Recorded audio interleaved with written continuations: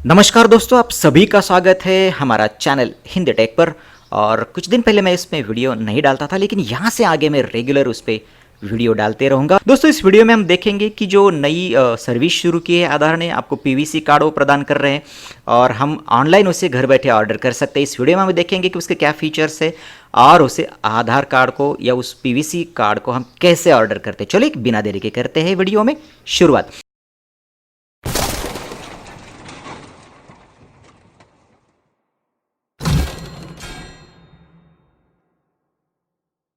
दोस्तों, जैसे कि हम जानते हैं कि इसके पहले हमने प्रिंट करके लिया था किसी दुकानदार से, हमने पीवीसी शीट पर हमने उस आधार को प्रिंट करके हम यूज़ करते थे। लेकिन अगर मैं गलत नहीं हो तो बीच में आधार ने ये भी कहा था कि वो कार्ड वैलिड नहीं है।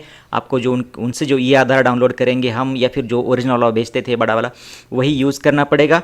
तो देखेंगे उसमें और इसमें क्या अंतर है। तो वैधता के बारे में पूरी संदिग्धता थी। हम जो सिर्फ जो डेटा था, हमारा जो आधार का डेटा था या आधार कार्ड सीधा सीधा हम पीवीसी पर प्रिंट करते थे। लेकिन जो स्टैंडर्ड फीचर्स होते, स्टैंडर्ड सिक्योरिटी फीचर्स होते एक कार्ड के, तो वो उसमें नहीं थे। तो अब आधार ने अब उसे पूरा करने की कोशिश की, उसे पूरा करके हमें देने जा रहे हैं। तो उसमें सुरक्षित क्यूआर कोड होगा, होलोग्राम होगा, और जो ग्लिची पैटर्न है, या पता नहीं मैंने सही प्रोनाउंस किया है नहीं किया, तो वो पैटर्न भी एक सिक्योरिटी फीचर्स है। जो नोट पे हम देखते हैं एक पर्टिकुलर पैटर्न होता है हमारे नोट चलान पे, तो उसी प्रकार का पैटर्न होता है।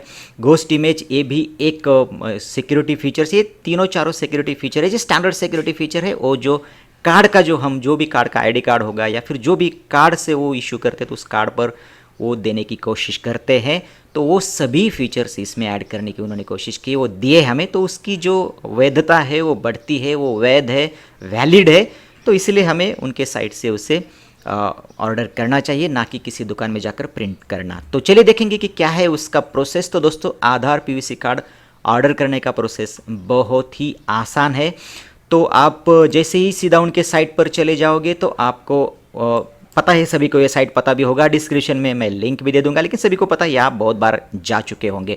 जिन दोस्तों को पता नहीं उनको मैं बताना चाहता हूँ। जैसे आप खोलोगे ये साइट, तो यहाँ पे माय आधार नाम का जो मेनू है वहाँ पे आप क्लिक कीजिएगा। सब मेनू में जाइएगा, वहाँ पे ऑर्डर आधार पीवीसी कार्ड होगा, उस पर आप क्लिक कीजिएगा। या फिर अगर मोबाइल से आप कर रहे हो तो मोबाइल में ये साइट खुलिएगी। डेस्कटॉप साइट अगर आपने रिक्वेस्ट की तो और आसानी आपको होगी।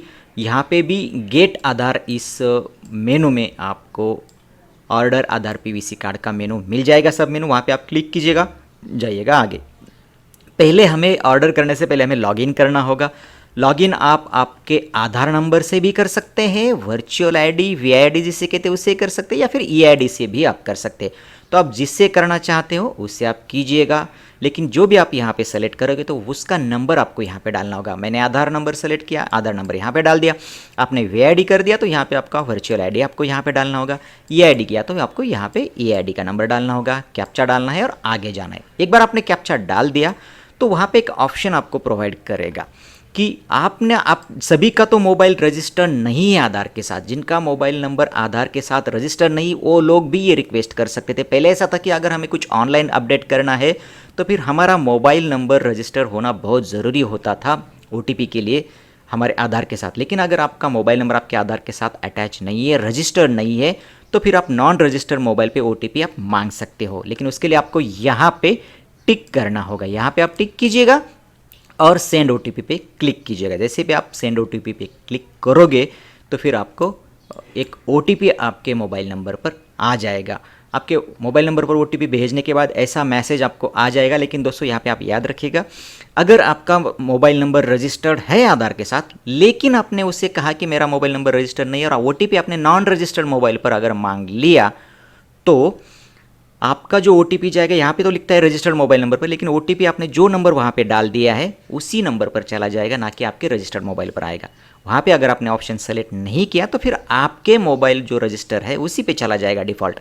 लेकिन अगर आपने वहाँ पे कहा कि मेरा मोबाइल नंबर यहाँ पे रजिस्टर नहीं है, नॉन रजिस्टर नंबर पर मुझे ओटीपी भेज दो, और अगर आपने वहाँ पे मोबाइल नंबर दिया जो कि नॉन रजिस्टर है, तो फिर ओटीपी उसी नंबर पे चला जाएगा। नॉन रजिस्टर मोबाइल पे जो नंबर वहाँ पे आप डालोगे उस पर चला जाएगा और ओटीपी आपको आ जाएगा।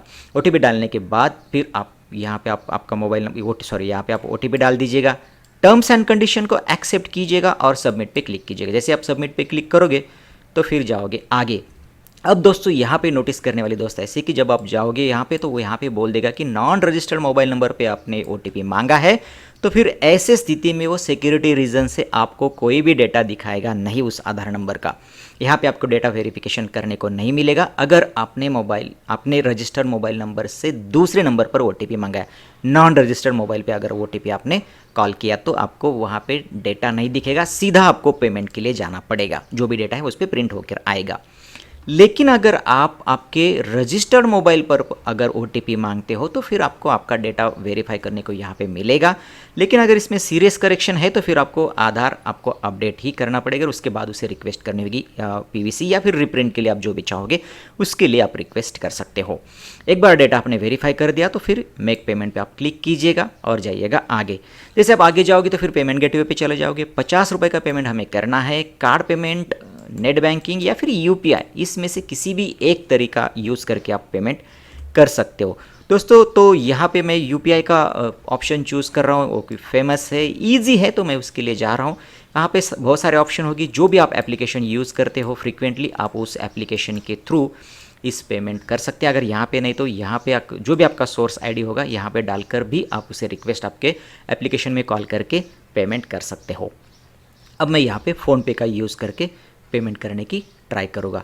तो यहाँ पे आपको फ़ोनपे पे जैसे भी आप क्लिक करोगे तो यहाँ पे आपको आपका सोर्स ID देना है। अभी जिनको पता नहीं उनको मैं बताना चाहता हूँ कि अगर आपके फ़ोनपे में आप चले गए, यूज़र प्रोफाइल में चले गए, तो यहाँ पे माय भीम UPI ID बोल के होता है, उसे आप क्लिक करोगे तो जाओगे आगे और यहाँ पे आपको आपका जो @YBL के पहले जो या फिर @YBL वाला जो पूरा नंबर है वो आपका सोर्स ID है, वो आपका भीम UPI ID है, वो आपका UPI ID। तो आपको उसे यहाँ पे डालना है ताकि उस पर्टिकुलर एड्रेस पर रिक्वेस्ट चली जाए। आप उसे वेरीफाई करें और फिर देखें कि वही ID आपका है। तो एक बार वेरिफिकेशन होने के बाद आप प्रोसीड पर क्लिक कर आगे जा सकते हैं पेमेंट के लिए। जैसे आप प्रोसीड पर क्लिक करोगे तो आपको पेमेंट की रिक्वेस्ट जनरेट हो जाएगी।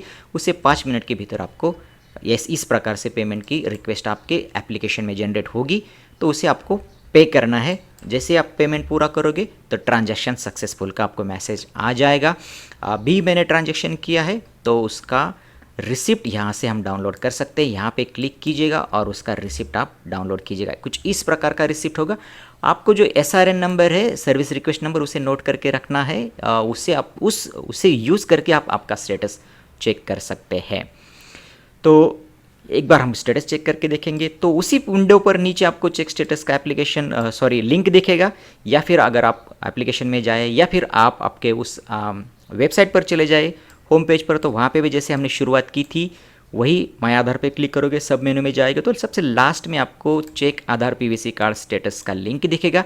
उसे क्लिक कर भी आप अपना स्टेटस चेक करते हैं। तो फिलहाल अभी पेमेंट की है तो देखेंगे कि स्टेटस क्या होता है। तो आपको SRN नंबर, जैसे कि मैंने कहा, जो लंबा चौड़ा सर्विस रिक्वेस्ट नंबर है उसे आपको यहाँ पे डालना है। ये वाला बड़ा नंबर जो है उसे आपको यहाँ पे डालना होगा और आधार नंबर यहाँ पे डालना है, कैप्चा डालना है और चेक स्टेटस पे अगर आप क्लिक करोगे तो आपका स्टेटस वो दिखाई देगा। तो फिलहाल मैंने अभी पेमेंट किया है तो स्टेटस मेरा पेमेंट सक्सेसफुल का सिर्फ स्टेटस है।